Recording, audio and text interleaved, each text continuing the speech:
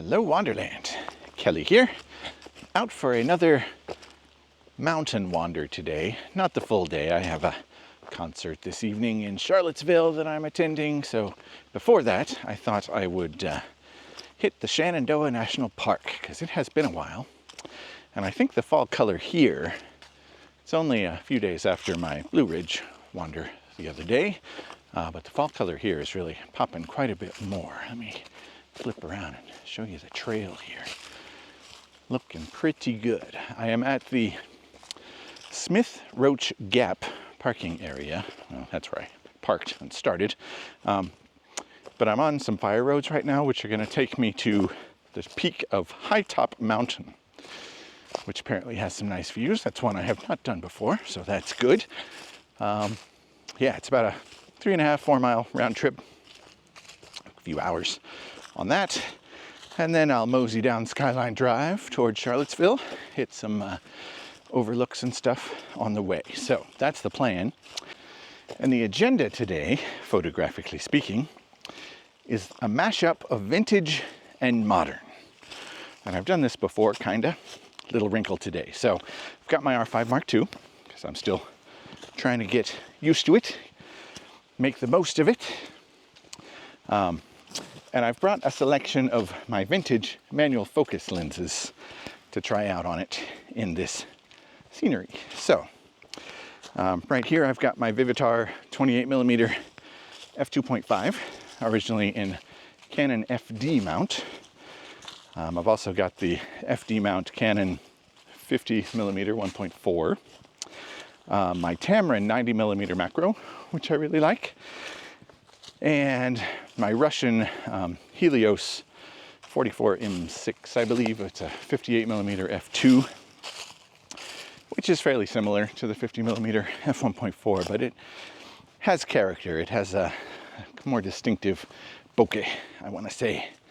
So yes, I want to try to get some scenery shots and macro shots and whatever else I see with those.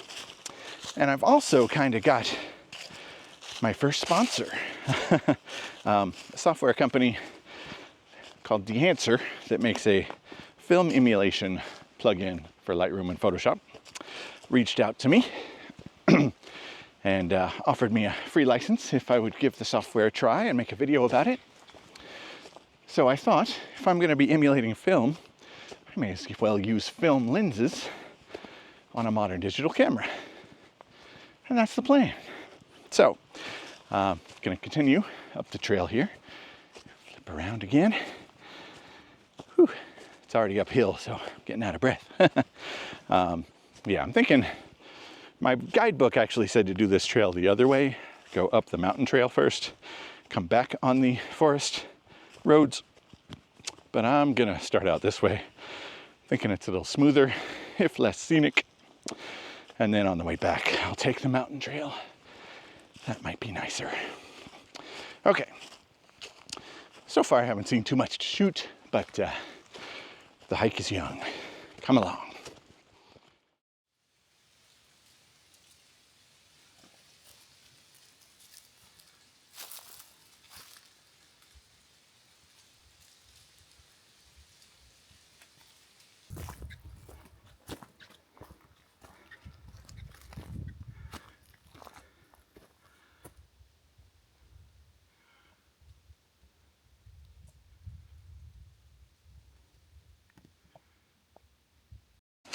I've done a video or two before about using vintage manual focus lenses, so at the risk of repeating myself, when I first got into digital photography with my first DSLR back in the early aughts, I didn't have a lot of money, so I thought a good way to build up a lens collection would be to score a bunch of old manual focus film lenses on eBay and whatnot.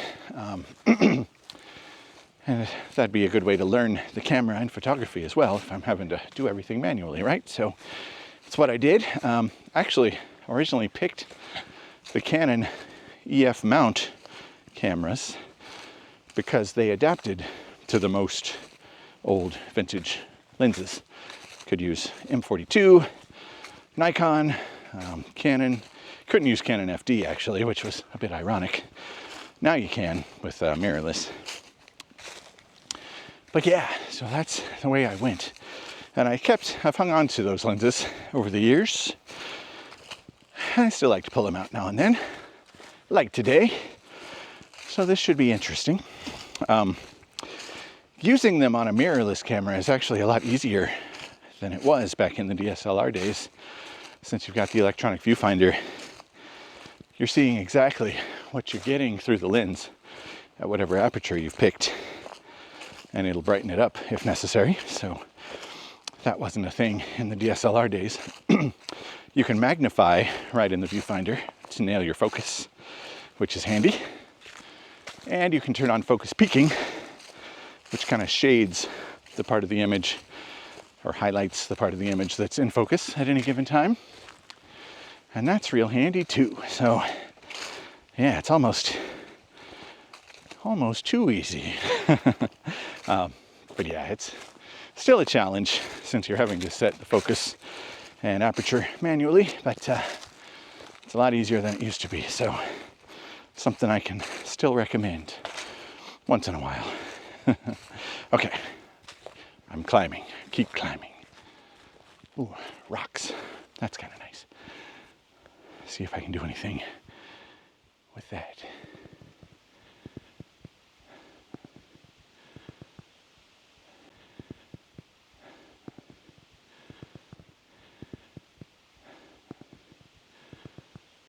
So the Dehancer plugin, when the gentleman reached out to me, we arranged the license and everything.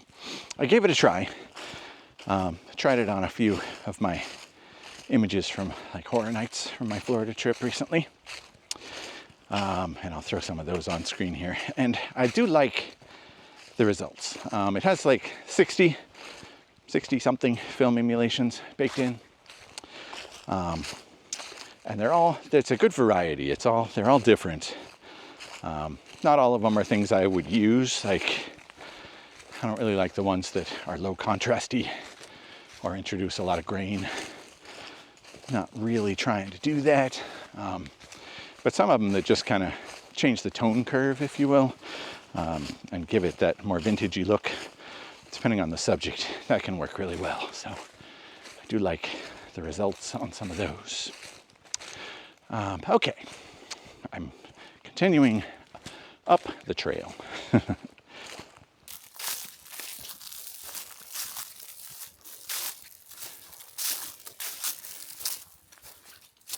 So the fire road comes to this intersection, which happens to be the famous Appalachian Trail. So that's the way I'll go when I'm going back towards the parking lot. For now, this way takes me to Hightop Summit. But along the way, there's a Appalachian Trail shelter hut that I want to check out. It might be good for some photos. Hopefully nobody's camping in it currently. Always fun to say I hiked a part of the Appalachian Trail today, right?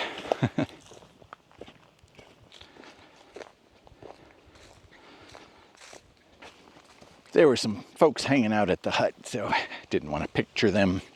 Chatted with them for a bit though, nice couple. Yeah, okay, so I'm backtracking a little bit and then on to the summit, and we'll see what those views look like. Yeah, this is a nice spot. I'm loving the rocks, the trees, got some color there. It's all yellow, but it's color. The orange on the ground, of course, the shade, dappled. Definitely a few shots to be had here. Let's see what we can come up with.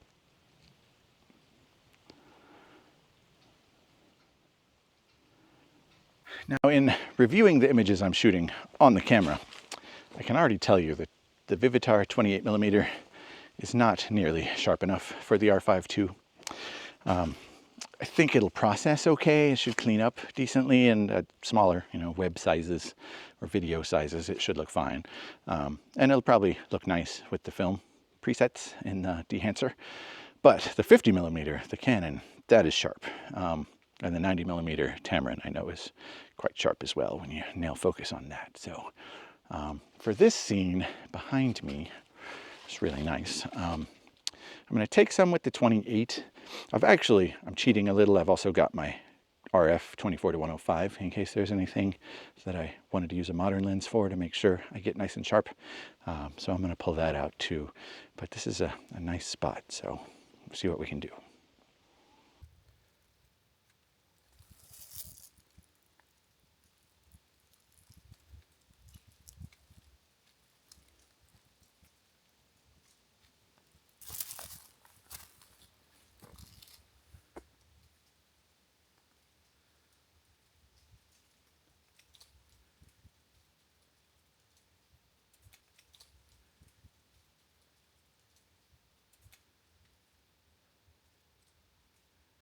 Whew. Out of breath a lot today. I haven't done this for a while and I can tell. Okay, I'm coming up to, I think, my first vantage point from the summit. Let's take a look together, as I like to do. Oh yeah, look at this.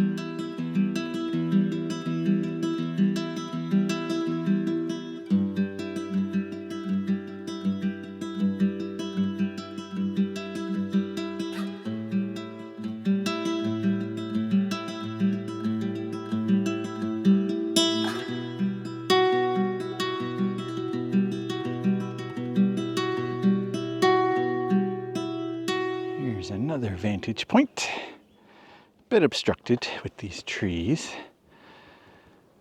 but you can still kind of see through them, and these rocks in the foreground are pretty cool. So see if I can grab a shot or two here.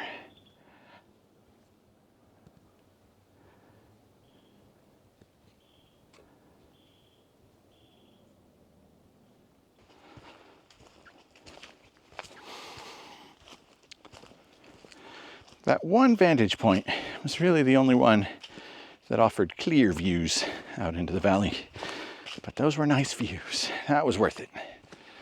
The other spots, the views would have been nice, except for the trees.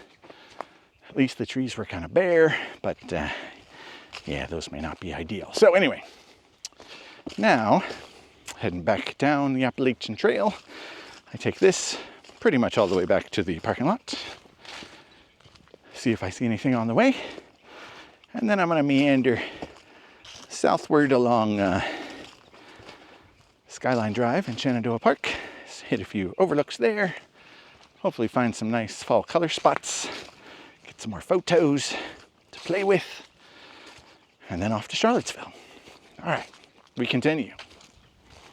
While I'm thinking about it, I'm chimping more than usual today when I'm using these manual lenses to make sure I'm getting what I want, because they do still sometimes fool the metering and the exposure simulation a little bit and overexpose when you think they're not.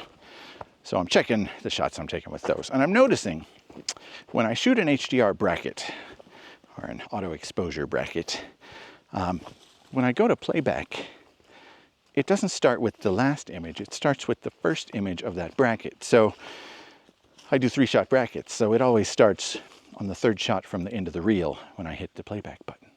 I don't think any of my other Canon cameras have done that, so that's different. I guess it's good. Doesn't really matter. But I keep scrolling back and I wonder why that photo isn't from the same bracket. Anyway, something I noticed. I just saw a chipmunk, and now I hear it. I don't have a good lens for chipmunks, but if I can sit still. Oh, that wasn't a chipmunk, that's a bird. But I did see a chipmunk. All right, anyway, onward.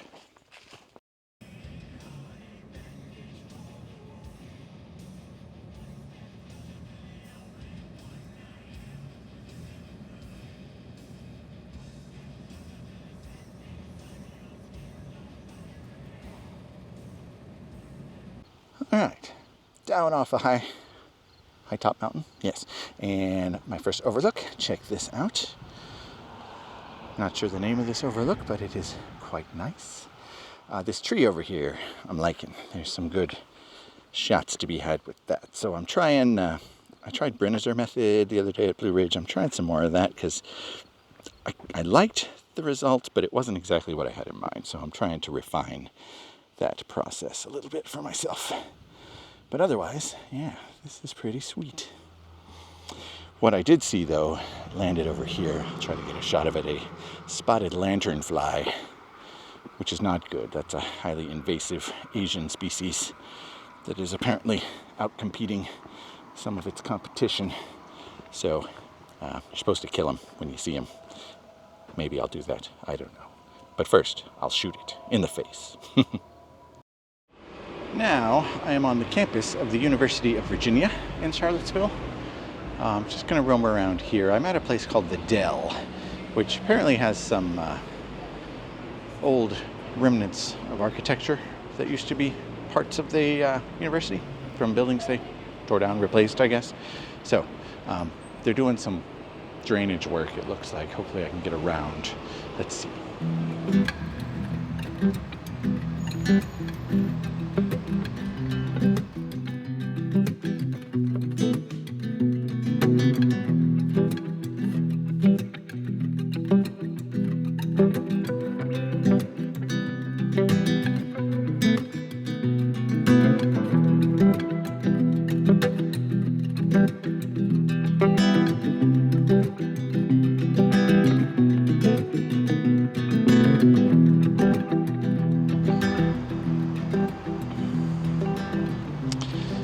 So that is the kind of the original building of the university, which was designed originally by Thomas Jefferson, who was a local resident. They've rebuilt and expanded it over the years, but I think the fundamentals are basically the same. So up here, I like this colonnade. Let's see what I can do with that. For this little outing, I wanted to go light. So I just have the R5 II and the Canon FD 50mm. So I'm having to zoom with my legs a little bit, which are kind of worn out, I've got to tell you. All right, let's see what this view looks like. Yeah, that's pretty nice. Let's see what we can manage here.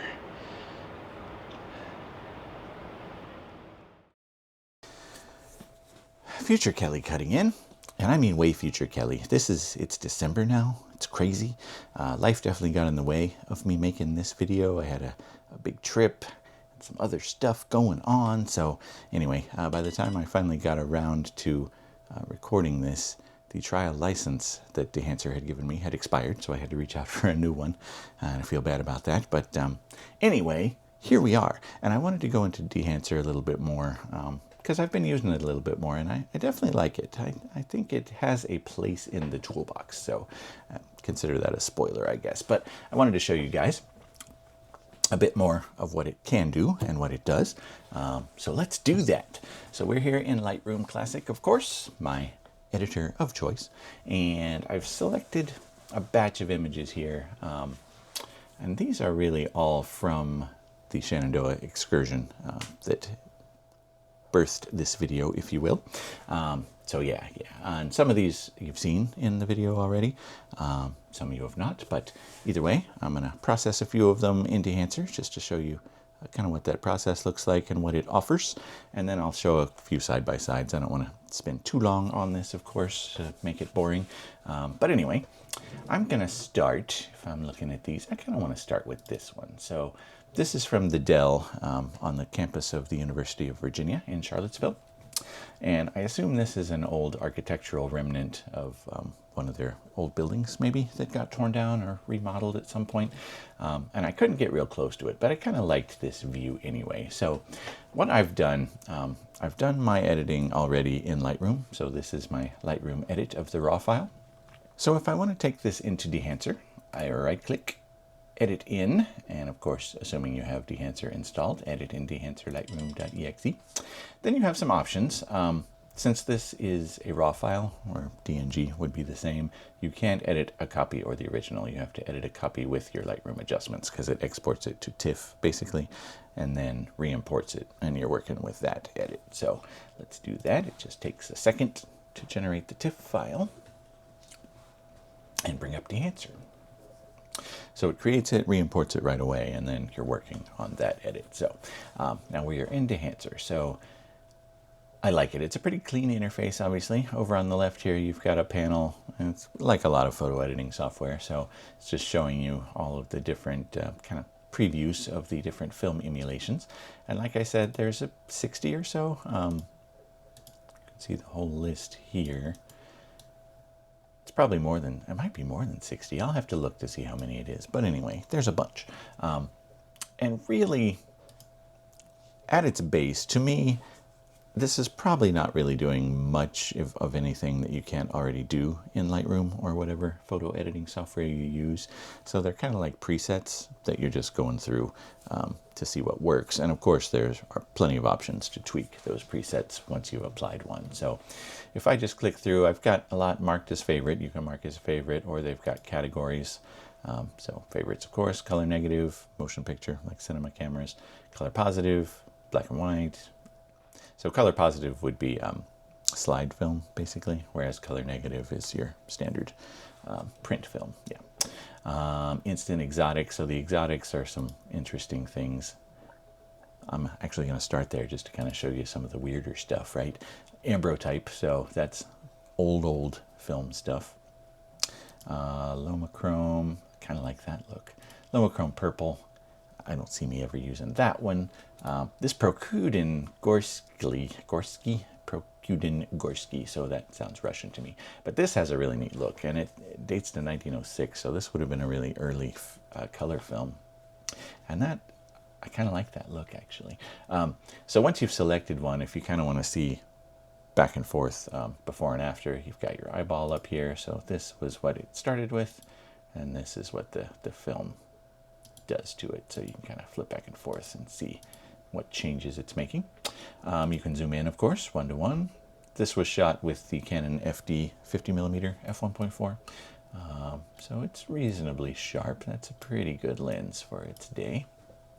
I can go back to fit. Down here, you've got your histogram and your color histograms. And you can turn that on and off with this here if you want the picture to be a bit bigger.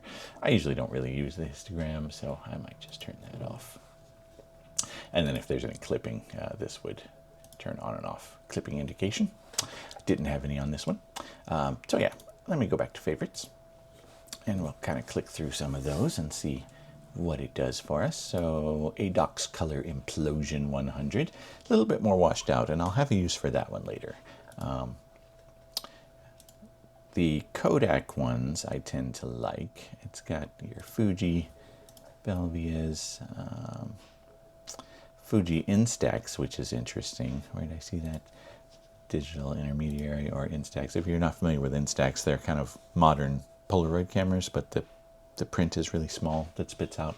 But yeah, it's a little bit more faded and washed out when it comes through. So that's kind of interesting.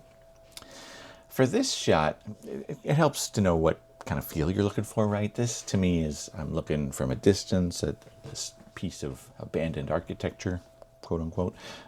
So kind of a moody, almost hazy look, I think, would serve this pretty well. Definitely fairly washed out, and the Kodaks tend to be fairly colorful. So let's see what else we got. Here's a Polaroid, so that's real washed out. That's too hazy to me. I did like that Prokudin. That's pretty vivid though, isn't it? Or you could go black and white. That's kind of interesting, but I do like the greens. Let's see, the Ektar Kodak. Did some interesting things with the shadows and light there, I noticed. Kind of see the difference. A little cooler in the color tones. Ektar 25, that's warmer. Yeah, definitely. A little bit grayer. Let's see. I'll find one I like. We'll speed this up a little. Oh, that's not bad. That's the Instax. Yeah, I kind of like that. And then once you've got one that you like, it's got a push-pull function up here, so it kind of makes it brighter or more contrasty, a little bit duller. So I think I'm going to take that down just a little. And then over on the right, you've got all kinds of things here. So exposure compensation, so kind of your standard photo editing stuff. Film developer doesn't really matter for this one, I guess. That was off, but you can boost your contrast, take your contrast down a little more. I'm gonna, if you double click it, it resets to 0. So it's a nice clean interface. I do like what they've done here. Gamma correction should change some. It doesn't actually do much on this one, does it? Color separation, yeah. So again, I don't want to belabor this too much, but you can see you've got lots of options. One thing I do kind of like though is the halation and bloom. So if I turn on halation, you can see up here it made the light a bit more glowy, and I like that, so I'm going to leave that. And you've got some options here. So Super 8, even more glowy, nice. Oh, I'm liking that. Yeah, I am liking that. 16 millimeter, and that's too much. Oh no, wait. I just turned on bloom. That's different. 16 millimeter here. There. Oh, I think I like that. Let me see what 35 millimeter looks like just for fun here. Yeah, a little bit less. I'm going to stick with the 16 millimeter. Yeah, I like that glow. That's nice. But bloom, as you saw, just kind of made this even more bloomy. If I make that 16 millimeter also, kind of like that glow. I'm going to go with that. Film damage is an interesting one, and I'm going to save that actually. Color head, I'm not even sure what that does, to tell you the truth, but it looks like you can change some of your, it's like kind of like split tone, I guess. So you can make it warmer, cooler. Reset that. This is kind of like your tint, green to magenta, cyan and red. I'm going to go just a touch towards cyan there, I think. I like that. Shadows, tone. Yeah, that does something. So I'm going to warm the shadows a little. Yeah, I wouldn't normally spend this much time, of course, but I'm just wanting to show you what the controls do here. That looked pretty good to me. Okay, and then, oh, so you can add additional grain if you want. Let's do that just to see. 35 millimeter, so you could take it up to 35 millimeter ISO 500. And if I zoom in on that, oops. Oh, well, that's a good before and after. That's the original. That's where we are right now. If I go to 1:1, yeah, you can see that grain in there. It's kind of interesting. Turn that off. I'm going to leave it off. I don't need grain. Okay, and then film damage. Yeah, I'll save that. Overscan. Let's see. Does that do anything interesting? Zoom back out. Oh, interesting. You can add the film drive holes and stuff. That's clever. Yeah, I like that. Okay, I don't see me using that a lot, but that's interesting. Okay, I'm going to call that done. So let me go OK. And then it should close this down, take me back over to Lightroom. And that image would have been saved right in the folder where it came from, I believe. So yes, here. This is my original image, and this is what came out of Dehancer. So that's definitely a very different feel. I like it. And I'll show you the side-by-sides. All right. Now, if I go back to my selection, also wanted to try, did that one. Let's see what this one does. Yeah. Edit in Dehancer, edit tip copy, leave those settings. And this one I kind of see monochrome in its future. So it started with where I left off, so this is that same Fuji Instax, and I do actually like that. But if I wanted to go black and white, aren't a whole lot actually, but let's see. I know I like Ilford. I used to use Ilford in my old college photography class, black room days. Dark room, black room, dark room. Got some Kodak. That's a little too bright. That's kind of neat looking. Rolly Ortho. I'm going to stick with Ilford, I think. Neopan. So I like the harder contrast here, and in fact I want to make that even more contrasty. Or do I like less contrasty? If I play with my push-pull a little here, kind of like that. But then if I want to come up here and do, got some defringe, contrast boost.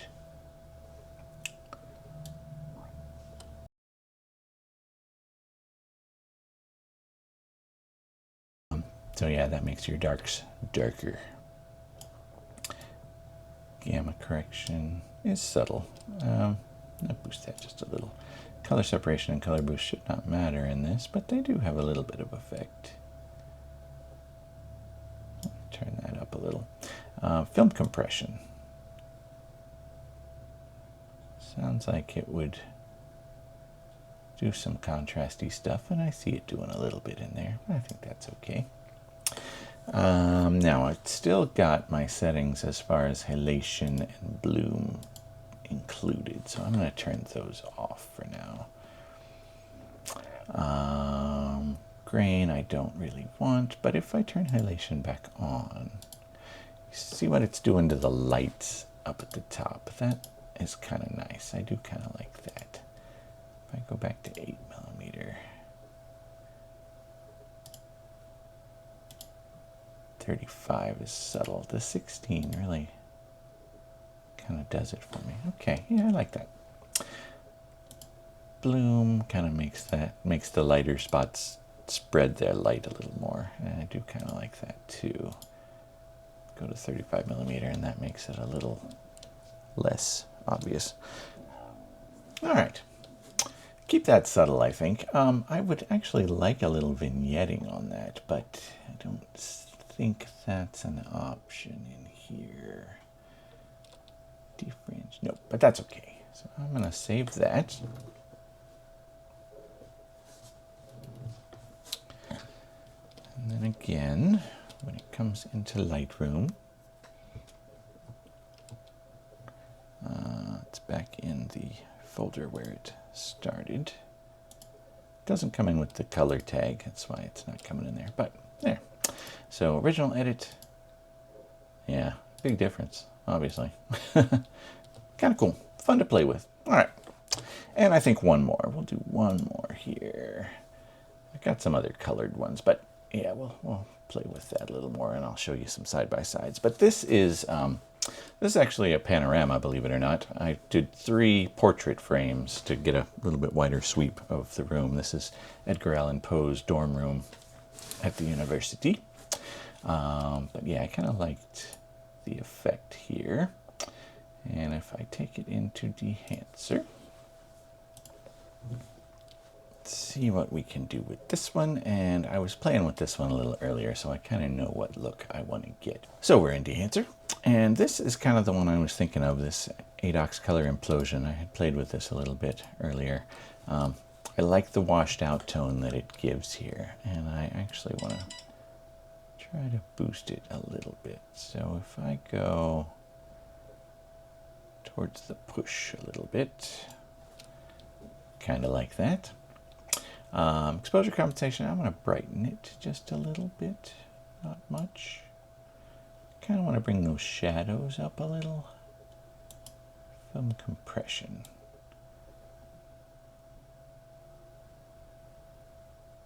I kind of like that. Okay.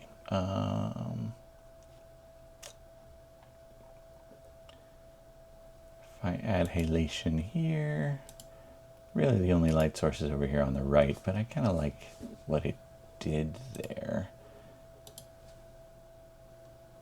Although I don't necessarily like the red that it's giving me. That these are all taken with the Canon FD 50mm 1.8. That's all I took around the campus, but it worked pretty well. That's not bad. Okay, but what I want to show you here is the film damage. So if I turn that on, kind of a neat effect. It's not something necessarily that I see me using very much, but you can play with it a bit. It has some different options. This is less severe. That's better to me. And you can click refresh and it'll kind of randomize it if you didn't like what it gave you the first time.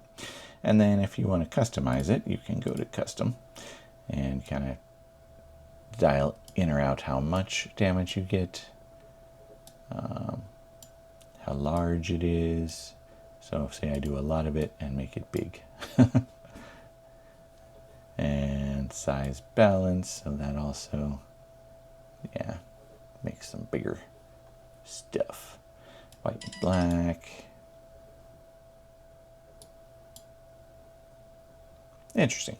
Kind of fun to play with. Again, I don't see me using this much, but oh, you can have hairs or no hairs. Fun stuff. I will turn that off because I don't really use that. So let me import this back into Lightroom.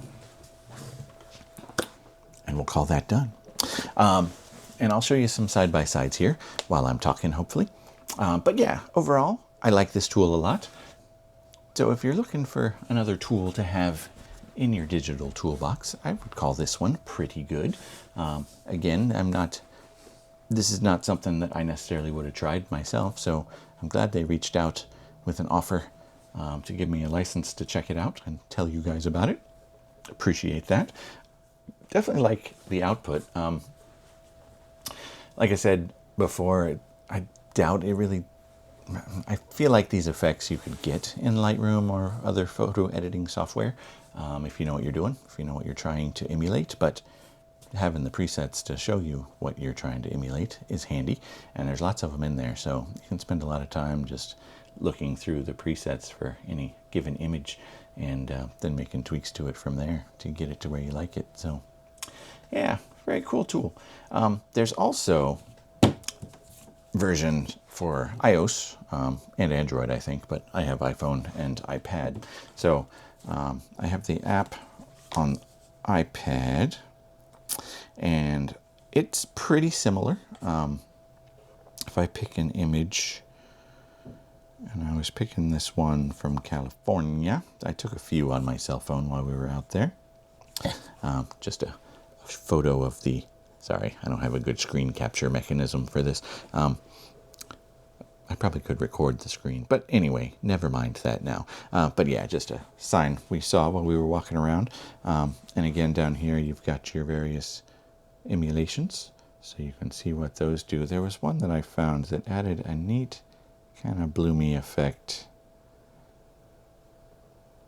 Let me find it again. This Ekstrom, I think it was. Yeah, that one. Really gives it kind of more of an analog bloomy look, which I kind of like. So I'm going to save that and show you the side-by-side on that one too. Let me see. Once you've selected, okay. And then once you've selected that preset, you can switch over to edit, and you've got a lot of those same controls. Color head, yeah, you've got pretty much everything, the halation, the bloom, all of it down there. So very handy, very nice indeed. I could see me definitely using this on my iPhone when I'm out and about, because I tend to take photos now and then, and I like to edit them a little bit to give them a little more feel, and this would be a handy way to do that. So definitely a nice tool to have. Okay, let me throw it back to old me to wrap this up. Okay, I visited the Edgar Allan Poe room. He was a student here for one term before he left because he incurred too many gambling debts, basically. Yeah, that's always fun. Walked around a little, got some shots. I don't know if I got anything great, but got some to play with anyway. Now, I'm gonna head over to where the concert is, get me some dinner, catch the show, and head home. So, wrap this up here. Hopefully we got some good stuff today. It was an enjoyable outing. A little warm. Fall color, hit and miss. But it's always nice to be out, especially in the mountains. And then this area, Charlottesville, is beautiful as well. So a good day. Until next time, be good to yourself. Take care of each other. Don't forget to be awesome. Get out and wander. Later.